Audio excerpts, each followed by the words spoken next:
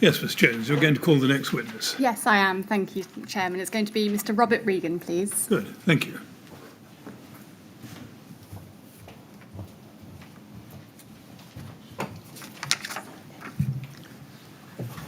Good afternoon, Mr. Regan. Good afternoon. I gather you're going to take the oath. I am, yeah. There's a testament next to you. Take it in your right hand, please, and read the words on the screen. I swear by Almighty God that the evidence I shall give shall be the truth, the whole truth, and nothing but the truth. Thank you very much indeed. Very welcome. Would you like to sit down and make yourself comfortable there? Okay, and there's water there if you Yeah, thanks very much. would like it. Yeah.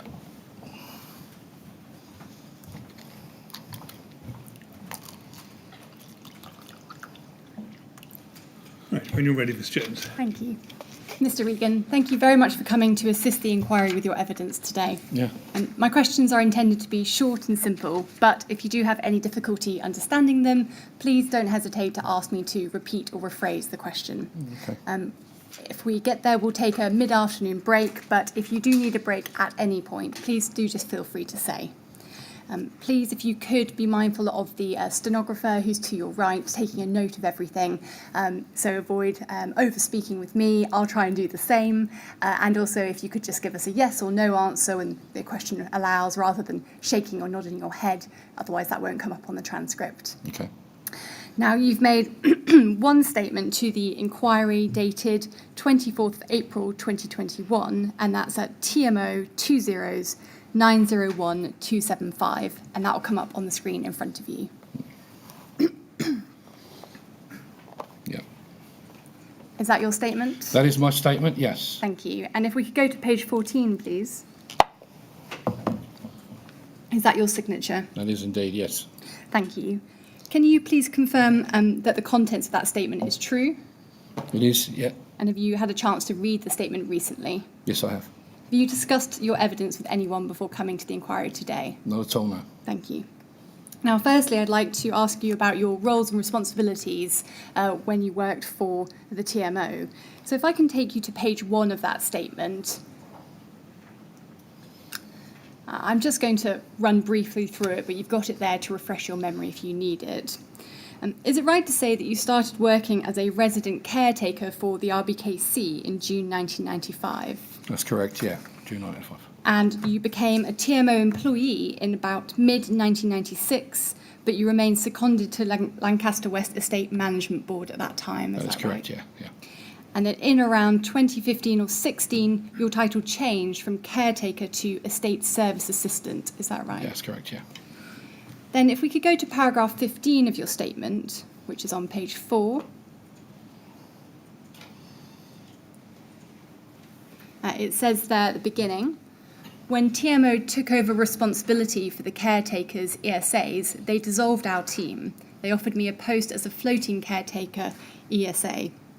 Now, that was over the north of the borough, wasn't it? That is correct, yes. And so is it right that from that time that included Grenfell Tower? No, it did not. It did not include Grenfell Tower at that time? When did it include Grenfell Tower? No, yes, it would have been Grenfell Tower would have been included at that point, yes. Grenfell Tower would have been included. And Lancaster West Estate still at that point, yeah. And so can you just help us with roughly the approximate date when you became a floating ESA? It's about August, I believe.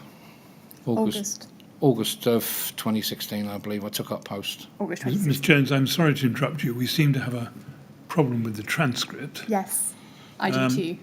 I was going to say, do you have it? Yes, I do. I've tried to refresh, but it's not appearing. I don't know whether anyone can solve this for us just at the moment. The reason I think we should pause is because I'm concerned about other people who are trying to follow it.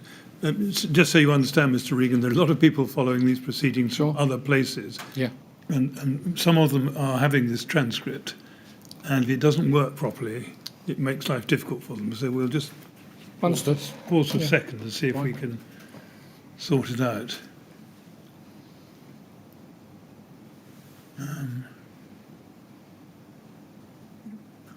I wonder if we should I could ask you to rise for 5 minutes, perhaps. Well, we may need to do that. I'm just taking it into my own hands for a minute, which is probably worse than useless, but yeah, it's still not right. Yeah, I'm sorry. I think we're going to have to rise a few minutes while we sort this out, Mr. Regan. So Sure.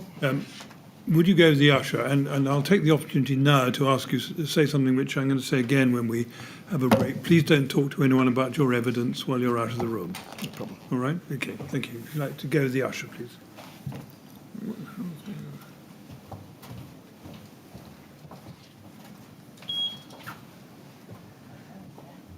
Right, well, we'll rise for as long as it takes to get this sorted out then. Yes. Thank you very Thank much. you.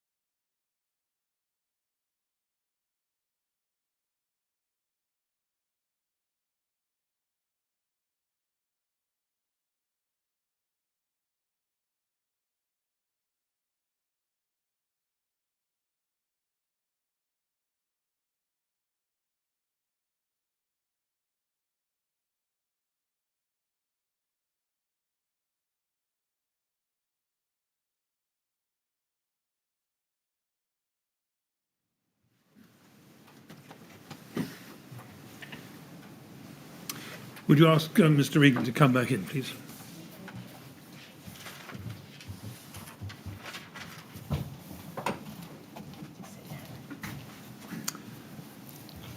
Well, I'm sorry about that, Mr. Regan, but It's all right, it's not a it problem. seems that we've solved the problem. Technology. Keep our fingers crossed. Yes, Technology. that's what it is, exactly. So when you're ready, Ms. Jones, let's crack on. Thank you, Mr. Chairman. Mr. Regan, I was asking you about paragraph 15 of your statement, which should still be in front of you. Yep. And you've helped us with the fact that you took on your floating caretaker ESA role in about August 2016. I want to ask you about the second sentence of paragraph 15, second line. This involved moving around the borough, covering the whole of the north and providing cover for ESAs on holiday or sick leave. And in respect of that, can I ask, for Grenfell Tower, was your role essentially to provide cover for Paul Steadman? Yes, it would be, yeah. Yes, thank you. Now, if I could go to paragraph 21 of your statement, that's on page 5.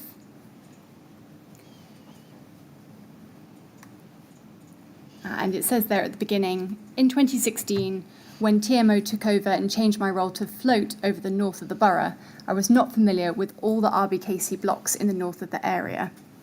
At that time, I had a very limited knowledge of the layout of the various blocks. Were you familiar with Grenfell Tower when you took over this role? Pretty familiar with it, yeah, yeah. And that through past experience? Yeah, time and living there, working there. So, yeah, pretty familiar with Grenfell Tower. Do you recall between August 2016 and the night of the fire on the 14th of June 2017, how regularly you covered Paul Steadman when you were carrying out inspections for Grenfell Tower? I think I only covered him about once in the time I was in a floating role from the time I left Lancaster West team, AEMB, and became a floater. I believe I only covered him just once. Once, yes. Just once. And we have a spreadsheet, I don't need to take you to it, that shows that you carried out a weekly inspection on the 16th of February 2017. Does that sound about right to you? If that's what this, yeah. Yeah, thank you. Apart from covering Paul Steadman in your role as a floating caretaker ESA, is it right that another feature of your role was to address actions that arose from Carl Stokes' fire risk assessments? If I was aware of, or made aware of, any of the actions that Carl Stokes had notified the TMO about through various departments, health and safety or wherever, it would go to a team leader, and then the team leader would generate a form and bring that to my attention to follow up. But other than that, unless those were on that spreadsheet, no, it wouldn't be on our total mobile phone, those follow-up actions or any actions outstanding via any FRAs, stuff like that. Yes, No. I understand, thank you.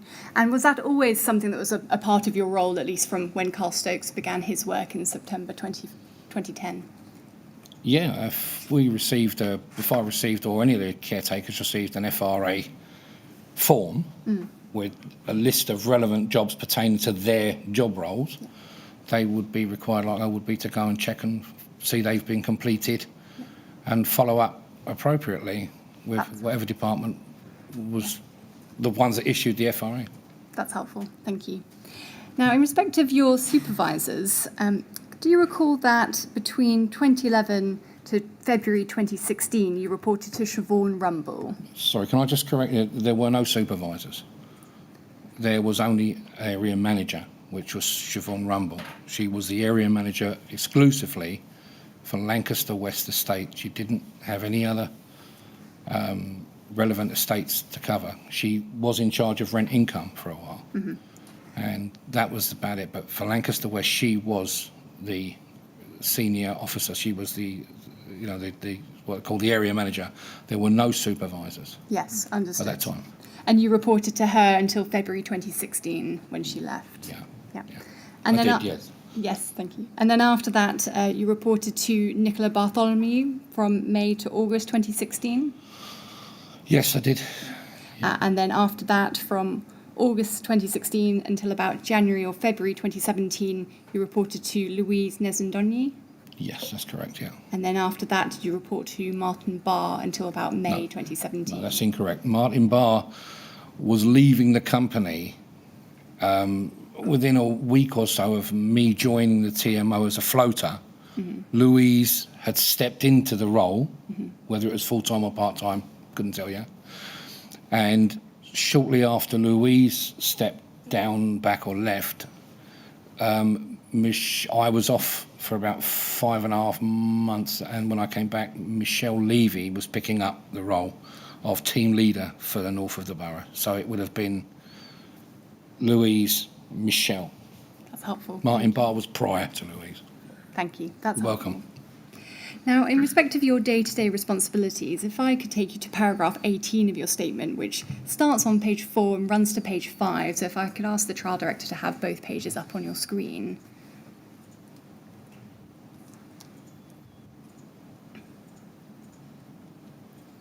There we go. And it says there at paragraph 18, my role included checking, inspecting and reporting on the following.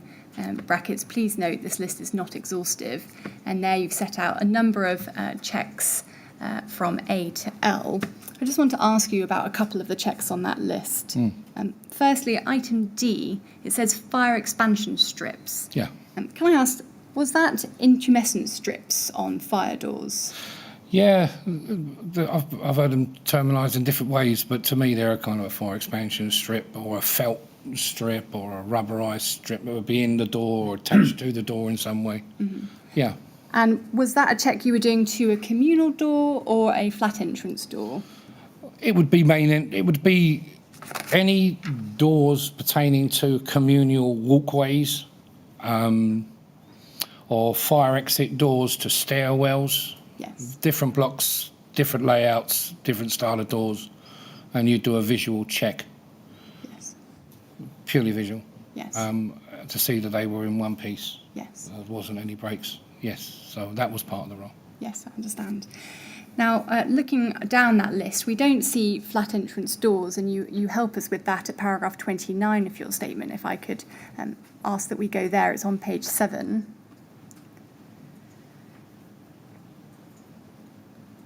You say, my role did not include checking flat entrance doors. I don't recall raising any repair requests for flat doors, only for broken locks or damage on communal doors. We would also respond to calls if a resident was locked out or if their door was broken. So can I just clarify, you would only look for damage to communal doors? Yeah. You would never look for damage on flat entrance doors, even if you were just walking around the building? If I saw doors, say for example, there may be a front door which had a letterbox fascia, they were very, very bland, very cheap, to be honest.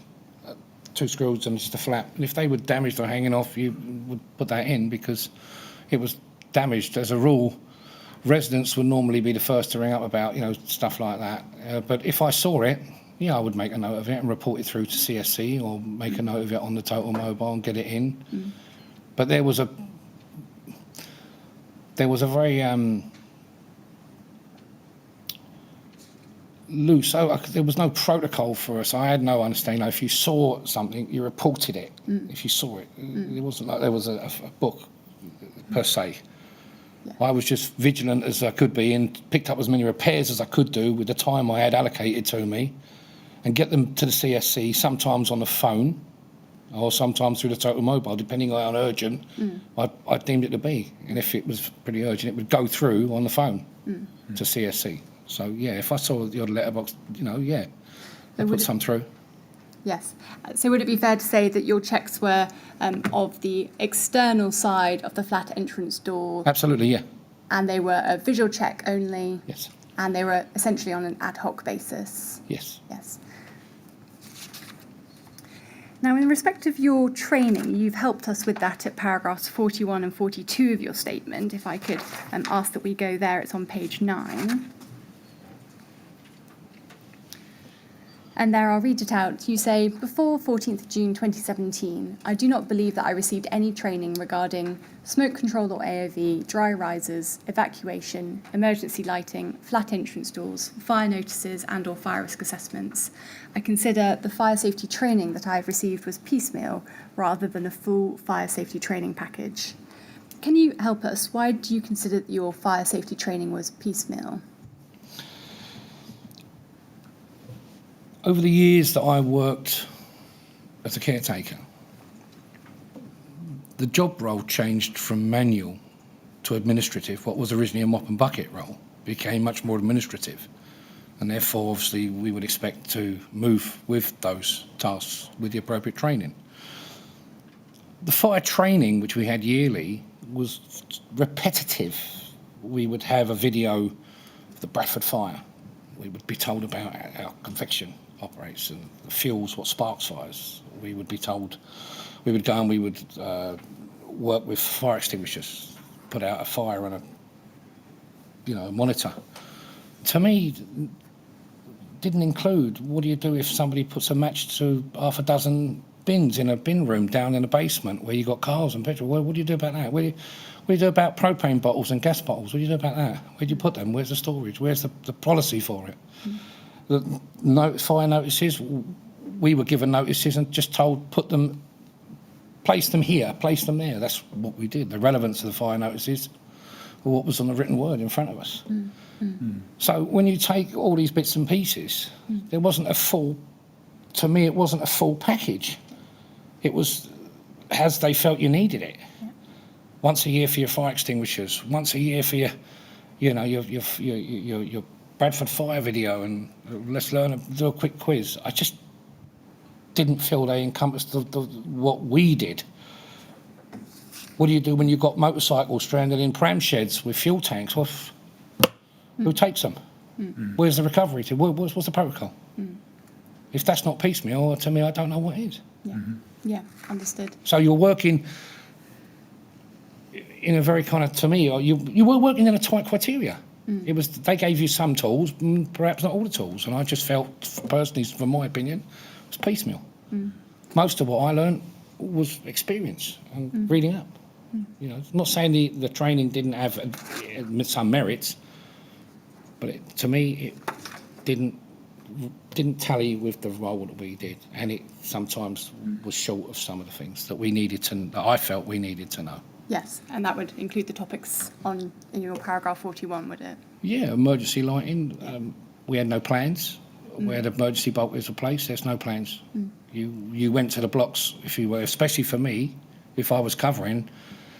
As I said, I only knew some of the blocks vaguely, but the pattern of lighting, where were the bulkheads laid out? You had red indicator lights, green indicator lights, battery pack. It just understood. All right. Thank you. Do you recall ever receiving training on the Regulatory Reform Fire Safety Order of 2005? Sorry, can you repeat that again? Did you recall ever receiving training on fire safety legislation, the Regulatory Reform Fire Safety Order of 2005? No. Maybe maybe it was put across in a training through but I don't recall. If you're putting it like that, and there wasn't anything in writing that says this is the blah, blah, blah, blah. No. And do you recall ever receiving training on a guidance document about fire safety that was published by the local government association, and it was titled Fire Safety in Purpose-Built Blocks of Flats? Sorry, I don't know. No, I didn't. Thank you. Do you recall having team meetings with the estate services team? Estate services team? Which team? There are different teams. Do you recall going to team meetings? We had, on Lancaster West, we had regular team meetings of our own.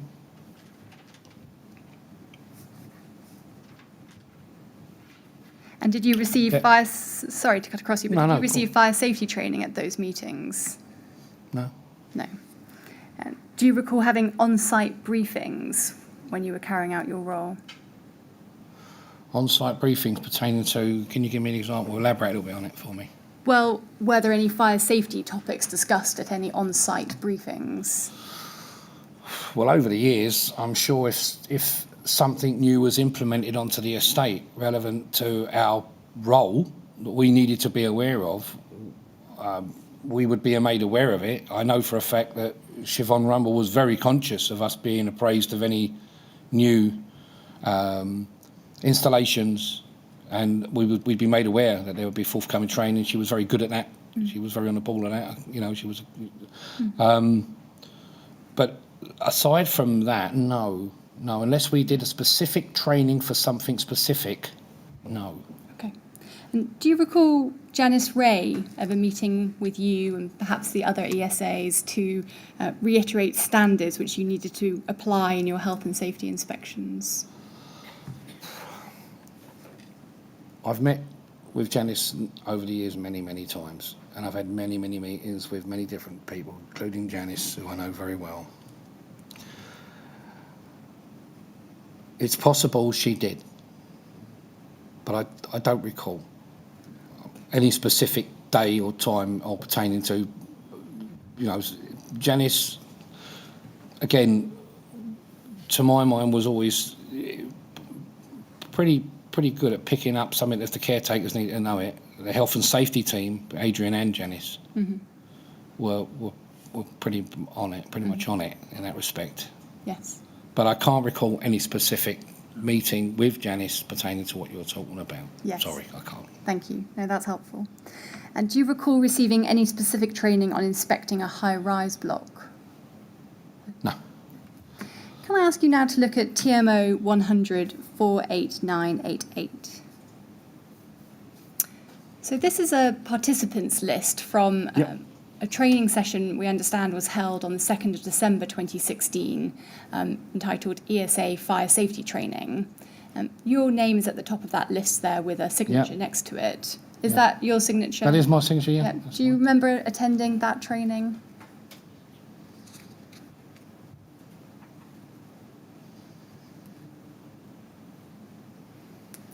Let me take you to the slides, that might help. No, I was there, obviously, my name's there. Yeah. Do I remember standing there? No. Well, let me take you to the slides, and that might help refresh your memory. It's TMO 100 48994. This is the first page of the slide, fire safety training objectives, and if I can just read out a couple of the relevant bullet points.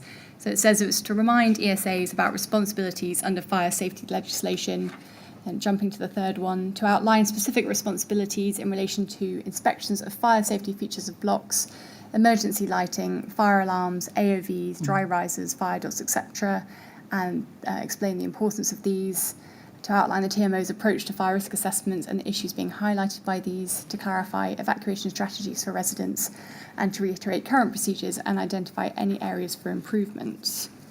Now, having shown that to you, is this jogged your memory? Do you remember attending this training session? No. No. I've signed it, I was there, so obviously I was there. Do you know how many of these I would have attended? 26 years. You know, to pinpoint one specific for me is, looking at this, flyers like this, notifications like this, letters like this, paperwork like this. Come on, it's just. No. Yeah, I was there. Do I recall? I've no doubt there was a lot said, but there's always a lot said, you know, and it's changing all the time. Is what I'm trying to get at, you know, taking that all in. But yes, I was there. Do I remember this? No. I know these procedures. I know these procedures, but no, I don't recall specifically that particular date, that particular. Yes. Sorry. No, understood. I just want to take you to slide 24. I appreciate what you say about not remembering being there, but it might just help with my next question. We can see on that slide that what appears to be a part of the training session is detail about flat entrance doors, requirements, damaged flat entrance doors, temporary doors. And then if we can go on to the next slide, we can see some pictures of some damaged flat doors. So if we go to the next one after that and the next one after that. So I appreciate you may not remember the details of this training session, but what I want to ask is, do you recall before December 2016 whether you received specific training on inspecting flat entrance doors? Or was it something a bit more recently, perhaps after December 2016? It would have been, for me, my recollections of any flat trading doors would have been after 2016. Yeah. Definitely. Prior to that, no. Do you recall if that was prompted by the Adair Tower fire that happened on 31st of October 2015? I'd say, yeah. Without question of a doubt, yeah. Thank you. I think a lot of changes happened after the fire. They're there to are. I'd now like to ask you about the inspection process. So if we could please turn to the Estate Staff Quick Reference Handbook. It's at TMO 100 28449.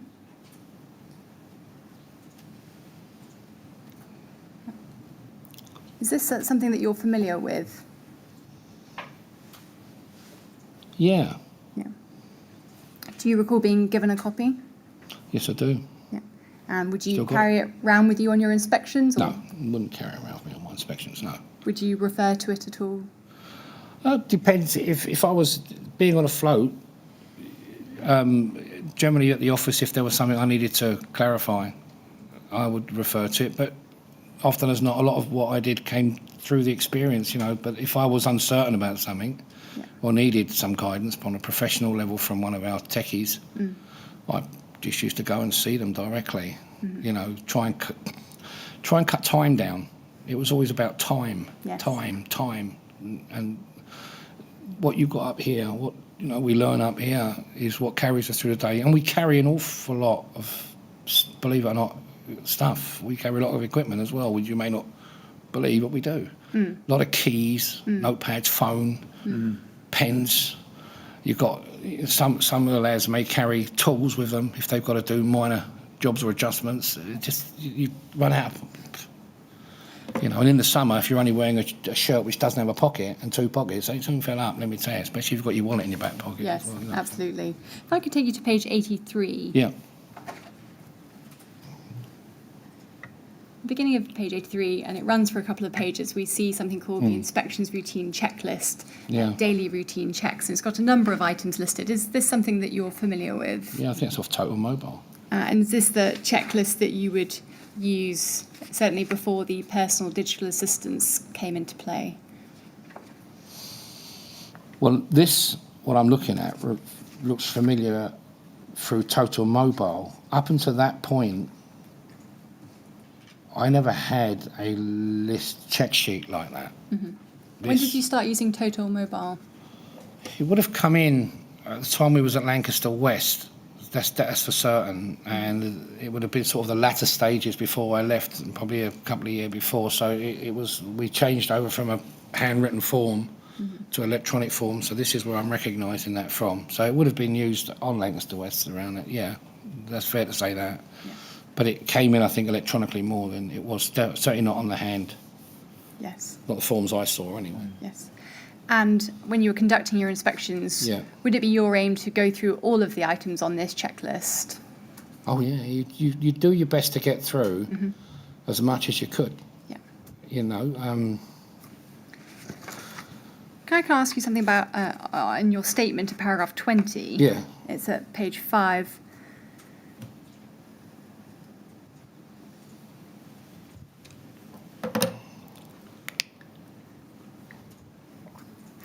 You say there that it's about third line down.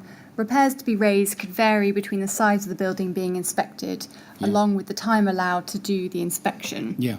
Now, can you help us with how much time was allowed for your inspection of That's a one good building? question. That's a very good question. What you first have to understand is that each caretaker had his own designated patch, and those patches may have tower blocks in them. One example, there are 4 20-storey tower blocks on one estate encompassing that, and a lot of low rises. And one caretaker might have to cover 40 blocks. Some might have less. The TMO and the council see a house as a unit. One unit. One house, one unit. So if they calculate that each caretaker should have 900 units, that's how they equate your estate. What they don't equate is the layout of the buildings. Now, if you take something like Trellick Tower, which is 32, I think, residential floors and 6 non-residential floors consisting of basements and plant rooms, 2 32-floor fire staircases with 3 lifts, with a designated number of landings, and then each landing's got its own long walkway. Okay, and you might if you're lucky, you might get 2 hours. All right, but you might still have another 8 or 9 blocks to do to meet the quota for the day. So if there's only a 7-hour working day, and I say, right, well, 2 of those into Trellick, off you go. Now, you've got to look at everything. And who set that time allowance? That was laid out by the TMO's management. Right. They would lay out the patches and tell you what they set your patches. Many of the boys have had their patches for years, but the patches kept changing. They got bigger and bigger and bigger and bigger. They started out being what I would call relatively manageable, but as caretakers left, some weren't replaced. Yeah. So they bring in an agency caretaker who doesn't know the manor, he don't know the layout of the block, so he's going to take more time. Yes, I understand. That wasn't factored in. I'll give you, off you go, do it. I don't care how long it takes you, just get out and do it. And that was how they work it. So you get out there, so your experience is what counts. So from my perspective, when I went into any block, no matter whether it's a tower block or a low-rise block, I'm looking at the hot spots. Yes. I'm looking at, first of all, resident safety, hotspots, things that could be dangerous, and I try and pick as many of them up as I can. To log that into your total mobile, one job can take as many as 10 minutes, depending on the amount of detail you're going to put into it. Well, what happens if you find 25 jobs? Yeah. You're stuck in that block, you can't walk out. You can't just go, I'll put them on later. You've got to do it now. You've got to photograph it. So consequently, it can delay you and slow you down. Yes, I understand. Sorry, it's a long-winded, but you're asking. That's all right. It's just that you might have to slow down a little bit. Oh, right, sorry. Yeah. Transcribers having trouble keeping I'm up. sorry, yeah. Well, there it is. Depending on the size of the block can depend how long you get in there, and obviously what you find can slow you down. If you're lucky, you get in and you get out without too much delay, and you cover as much as you can. The intention is to cover everything, but that wasn't always the case. Yes, So you cover the really important parts and hope, and that was it. Yes. That's all you can do. What can you do? Yes, understood. Can I please take you to paragraph 55 of your statement? It's on page 11. Just wanted to ask you about a separate topic now with self-closing devices on flat entrance doors. And you say there, I was not involved with the flat door replacement scheme in any way. No. I recall that there were issues after the new doors were installed. My colleague Seamus Dunley, the former Lancaster West handyman, told me that he received calls from residents regarding keys snapping off in locks, gaps between the frames and the doors, and gaps between the frames and the brickwork. Beyond that, I was not aware of any other issues such as self-closers being removed. Now, did Seamus Dunley tell you about these issues with the doors that you've identified in this paragraph immediately after the doors were replaced in about 2012, 2013, or much later in time? No. Seamus shared the office with me and Paul. So when these new doors were all installed, when a call came through to Seamus's phone, he'd pick it up and he'd go, got to go up and do a full stint, or someone's keys broke in that lock, and we knew it was all new doors. No, we knew it was all new doors. So whatever was going on was problematic with the new door. And he might walk back with a broken key and say, residents, just give me, I've just tried to get the key in, and so I would see it, the broken lock. Yeah, but sorry to cut across you. That's all right. I'm trying to just pinpoint the time. Oh, the time. The time when he told you. So was it just after the new doors were replaced? Is that what you're saying? Yeah. Yes. It was when the new installations took place, just after. Thank you. Sorry about that. No, that's fine. And did you report these issues to anyone more senior, or do you know if Seamus Dunley reported the fact that there was these issues with the doors after they had been replaced? I can't say that he did, but I know Seamus well enough to know that he would go back to the office and certainly speak to one of the managers, because it was a real problem for him. Yes. These complaints that were coming back to him. I'd like to just ask you something that's in Seamus Dunley's statement that he gave to the police. That's at MET 30-19959. So page 6, please. So he says this in the second substantial paragraph down. He says, just after the warranty ran out, the doors started going wrong. Yeah. They had internal door closers that were pulling out from the door because they had tiny little screws holding them in, and they had a massive fat spring inside. The door had a hole drilled into it, had an enclosed spring that went into the door and would have a chain which attached to the frame. The springs were quite big and the screws that were holding them in were too small. Some of the screws were pulling out of the door and some were pulling out of the frame. If it's coming out of the frame or the door, the chain goes round, you can't shut the door. You can't reattach it because of the fixings, so I would have no alternative but to remove it. I think I did this to about 10 doors. Now, pausing there, do you remember Seamus Dunley telling you that there was an issue with self-closing devices and he, as a result, had to remove them from doors? I recall him telling me about self-closers, Yes. And do you recall him telling you that he had to remove them from about 10 doors? I recall him telling me that he had removed door closers, but how many, I don't recall. Yes. But I know there were instances where I believe he'd had to because doors, people couldn't get in. Yes. And again, trying to pinpoint the time, was this just after the doors were installed? Yeah, absolutely. It was after it.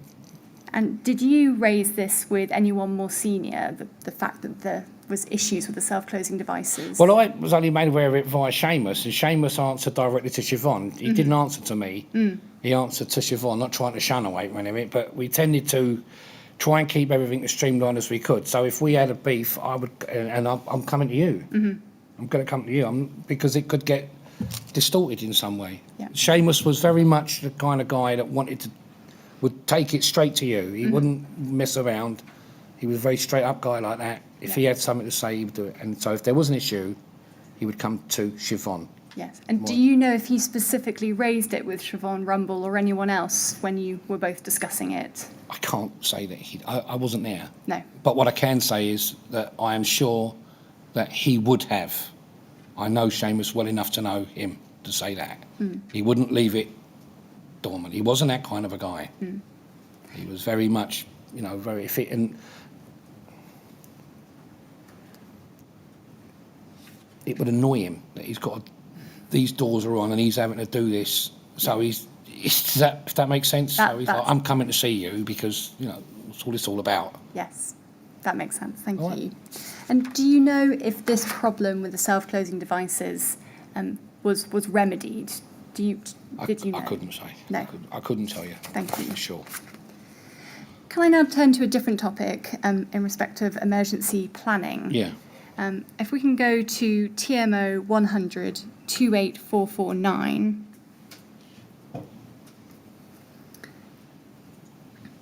So we're back at the Estate Staff Quick Reference Handbook that you helped us with earlier. Particularly, I'd like to go to page 46 now. And there it sets out details about emergency planning. And it says this KCTMO has a documented emergency plan which will be invoked when the situation requires it. ESAs are an important link in the emergency planning process due to their local knowledge. You may be called out at any time during and for resident ESAs outside of working hours to deal with an emergency situation. And then it sets out in the rest of that page and the following page various actions that it advises you to carry out, advises the ESA to carry out. Can you just help us in around 2017, what did you understand your responsibilities to be in the event of an emergency? My understanding is that if I was needed, I would be contacted, and generally you would stand by. There was a call-out caretaker on duty at all times, one for the south, one for the north, as a rule. I don't know, I was on it for a while, but I'd come off it when I moved out of the estate and moved into my house, which was about 45 minutes away. Yeah. And did you receive any training on how to carry out that role? No. And then looking at page 47, if we can, it says there, middle of the page, advise of any known vulnerable, less able-bodied residents that may come to your attention as needing assistance. Pass this information on to the CSC, which I think is the Customer Service Centre. Was this something that you knew you were you were required to do Yeah. during the course of an emergency situation. In an emergency situation, if there was a resident who was in a position of, shall we say, special needs or disability or age or, yeah. And to be fair, a lot of the caretakers, including myself, passed a lot of information over to CSC, which at that time would have held a database. So if we were called to an emergency, they would then pass to us, right, you're going to so-and-so block, these residents, you would go. Most of the guys have been there for years. They know people who, like I did, many of them that were special needs and elderly and whatever. So, yes, I knew the protocols. If there was residents that were, in need, then yeah. But generally speaking, the neighbourhood officers had a much more direct interaction with residents than we did. We were more external. Yes. You understand? We were maintenance. We were more. We got pulled in over time to pick up roles that perhaps, as far as what necessarily should be our responsibility to do. We do it. Yes. You understand? We care. I cared. But there was certain jobs that perhaps that we weren't. Shouldn't, for example, one lady, I've got to tell you. Well, if I can stop you Sorry, there. go on. You've been extremely helpful with that answer, but I just wanted to ask you a follow-on question, if I may. Yeah. Is that what would you do if, for example, when you were carrying out your weekly inspection of a building, you were covering for somebody, and you became aware of a disabled or less able-bodied resident, would you, during the course of your normal weekly inspections, also pass on information to the customer service centre about that resident and the fact that they had a vulnerability or a disability? Yeah, if I felt there was a necessity, I would have no hesitation in going forward and talking to a neighbourhood officer or a team leader about somebody who's got special needs. But again, I want to emphasise that we knew many, many residents, and unless you're aware of what goes on behind the closed doors, you might see a resident going down the road in a wheelchair, but they want you to accompany you. But if you see something, if I saw, say for example, somebody who may be hoarding, maybe mental issues, if I felt there was, of course, and on occasions I did too. And what were you told that CSC would do with that information? Wasn't told anything. You passed it on. I'm sorry? Wasn't told anything. Okay. So you just knew to pass on the information, but you didn't know for what purpose? Because again, it could go to any number of departments. Yeah. You had the goalposts kept changing. Yes, I understand. Yeah. So all you can do is take it to your line manager, or if it's my case, I knew the neighbourhood officers had their own patches. So they should be familiar themselves with a vulnerable residents list. They're interacting, they had visiting officers. So they should be more geared up than we should. You follow me? Yes. So if they don't know, well, I'll bring it to you. Then they'll say, OK, I've got that. And right. Yes, I understand. And that was where it would... Can I take you to one of Carl Stokes' fire risk assessments? Yeah. It's dated the 20th of June 2016. It's at CST 403145.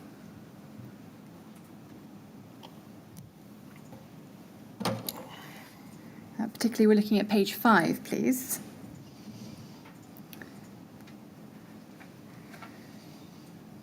And it's the bottom of that page. It's titled The Evacuation Strategy for This Building. Now, it says there in that box, the fire service or TMO employees, can you see that? It's the third sentence from the bottom.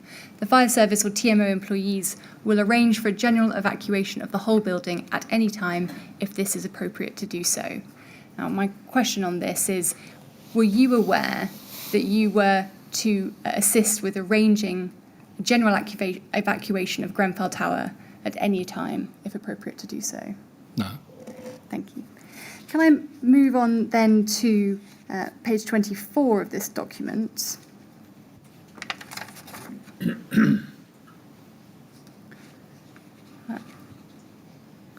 And it's the box at the top of the page.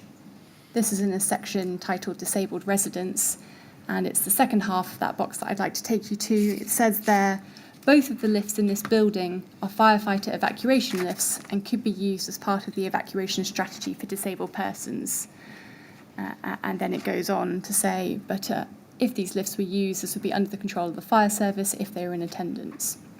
Now, first question is, did you know that the lifts in Grenfell Tower were firefighter or evacuation lifts? No, I didn't. Did you ever receive any training on how to use the lifts in an evacuation? No.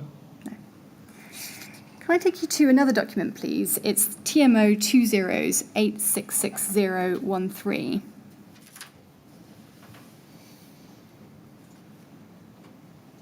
So you can see at the top there, this is something called the Supporting Residence Procedure, which we understand came into force in about April 2016. Is this a document that you're familiar with? No. No, you've never seen it before? I've seen that before. No. Can I then turn to a statement that we have from Mariko Toyoshima Lewis? It's at IWS 401725.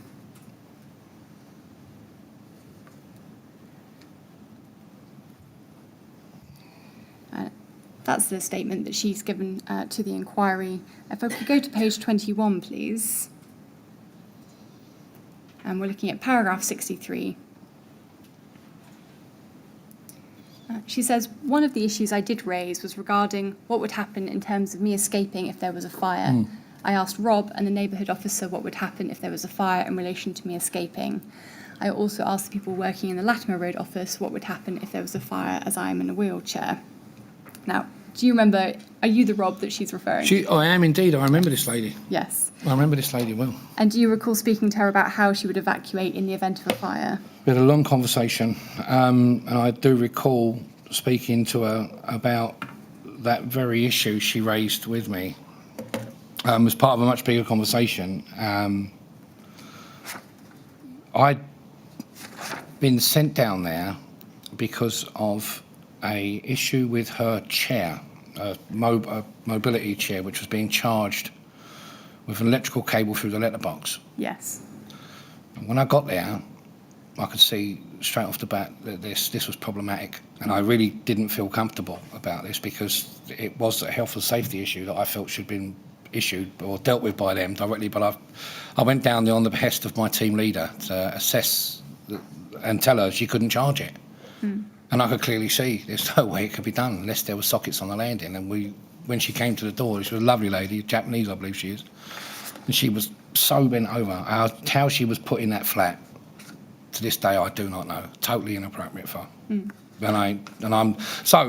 And she asked me. You could see she was very concerned. I looking at her and I'm like, how did you in my mind? How did you end up here? And just to clarify, you're concerned about how she was going to evacuate in the event Oh, of fire? I could.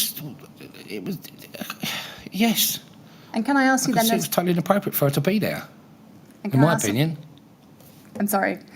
Can I ask a follow on, because she goes on to say at paragraph 67 of her statement.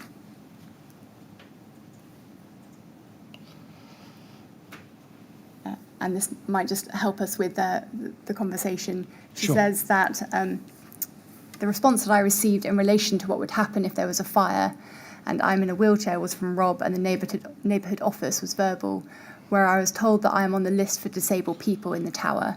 Now, that's what I wanted to ask you, is do you recall telling her that she was on a list for disabled people in Grenfell Tower? Slightly incorrect.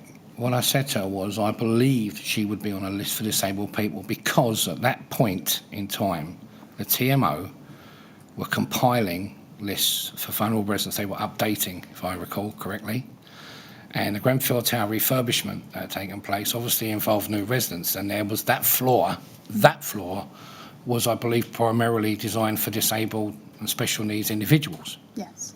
So I went down there, and during the part of a much bigger conversation she asked, and I said to her, well, I believe you'd be on a disabled register. So if there was an issue here, I'm sure you would need to, they'd get you out. Who did you understand was going to put her on that disabled register? I believed it was the neighbourhood officers that were compiling it were for Lancaster West Estate. If you're the neighbourhood officer for that estate, you'd be responsible, I guess. I couldn't say.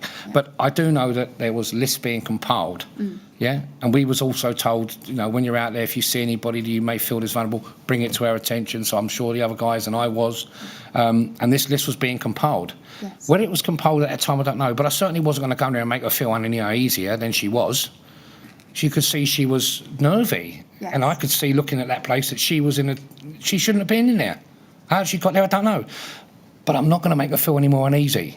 Yes. Yeah, so I don't want to patronise her. I'm not going to make her feel worse. I'm trying to make her feel at ease as well. But not giving her false information, but by giving her information that I believe to be factual. And to my understanding, there was a list being compiled, and I told her, I believe you were on a list for disabled people. But I also told her, look, talk to a housing officer, because they're more geared up than I am, and they'll be able to tell you a little bit more. She was such a sweet lady, and I felt really bad on it because I couldn't do more. Yeah. Went back and reported my findings of what I said, what I found, and told them, you're going to have to put some sockets on that lady, or get her out of there, because Yes. she shouldn't be in that flat.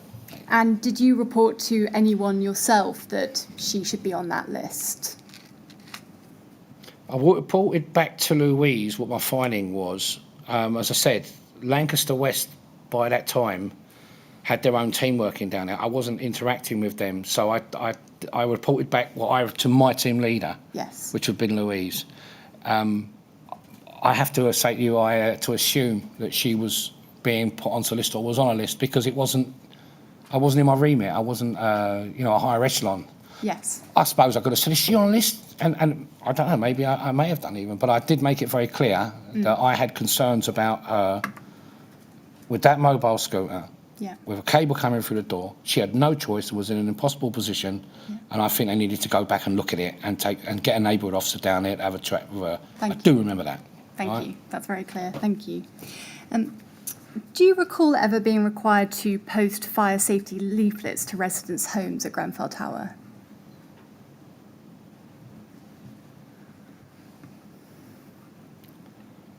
Posted so many leaflets. Look, I could have done. I'm sure if there was letters to go out, we would have posted them. I And can I- say that to you. I don't recall. I put so many leaflets through so many doors, thousands. Yeah. Understood. Perhaps I can just help by bringing up a document. Yeah, please bring up a document. CST 3017272. So this is an LFB home fire safety guide. Is this a leaflet that you recall posting through residents' doors at Grenfell Tower? Don't recall it, No. but as I said, There was a lot of letters, yes. different letters. Understood. Sorry, I wish I could be more specific, but I can't. That's fine. If they were given to me, I would have posted them. Yes. That's that. Thank you. That's all I can say. That's very clear. Thank you. You're welcome. Mr. Regan, those are all the questions that I have for the time being. Right. I'm going to ask now the Chairman if we can have a break to see if there are any other questions I should put to you, Mr. Chairman. Yes, well, Mr. Regan, we Sure. usually do have a break at this point and give Council a chance to check she's asked all the questions she Sure. should have asked, and also to enable other people who are following but from somewhere else to Yeah. suggest questions they might think you Fine. want to be asked. So do you think 10 minutes is enough, Mr. Jones? I'm sure it is. We'll break now for 10 minutes, come back at 3:10, and then we'll see if there are any more questions you. we'd like to ask you. Thank you. All right? Yeah, sure. Thank you. Well, now, don't talk to anyone about your evidence when you're out of the room. Absolutely. And if you'd like to go to the usher, she'll Thank you very much. Thank you very much indeed. Thank you.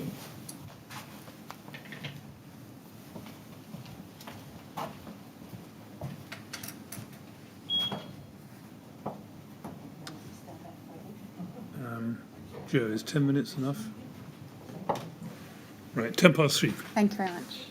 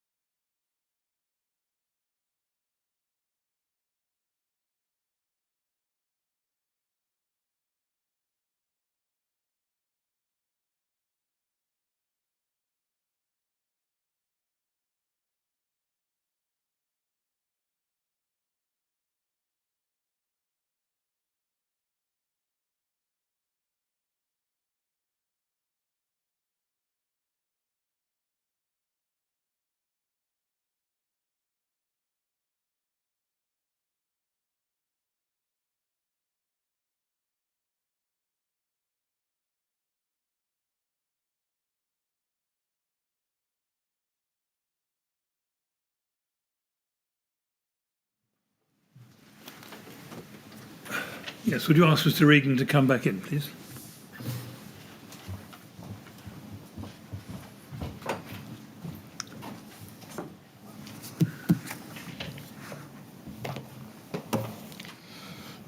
Right, Mr. Regan. Well, we'll see if there are any more questions for you, shall we? Sure. Yes, Ms. Jones? Thank you very much. Mr. Regan, you'll be pleased to hear I don't have any further questions for you. So that just leaves me to say thank you ever so much for coming to the inquiry to assist us with your evidence. Sure. It's been a great help. Thank Well, you. I'd add my thanks to those of Ms. Jones, Mr. Regan, and I do so on behalf of all the members of the panel. Thank you. Thank you very much for coming in to talk to us. It's been very helpful to hear what could have you been can some tell help. us. Hope I've been some help. Certainly you have, and thank you very much. And Thank you. Now you're Thank free you very to go. much. Much obliged. Thank you. Good. Thank you. Right. Off you go then. Go with the usher. She'll take you back to Thanks very much. the room. Thank you.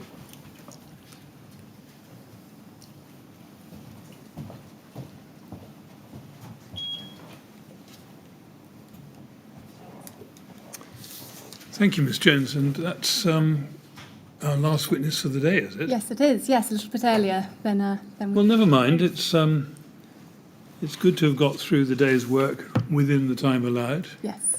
And we'll now break until Monday of next week, when we shall have another witness ready to go. And we'll sit again at 10 o'clock next Monday. Thank you very much. Thank you to Thank you you all and your very panel. much. Thank you.